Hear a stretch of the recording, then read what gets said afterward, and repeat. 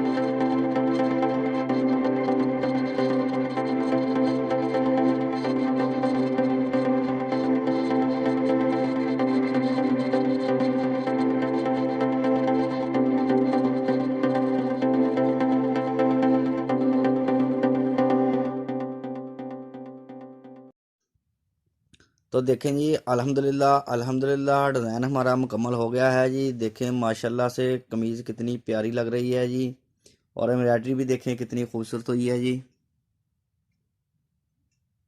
تو جی ویڈیو اچھی لگی ہے تو ویڈیو کو ضرور لائک کریں اور میرے چینل کو ضرور سبسکرائب کریں. نیکسٹ ویڈیو کے لیے مجھے دیجیے اجازت اور اپنا رکھیے خیال. اللہ حافظ.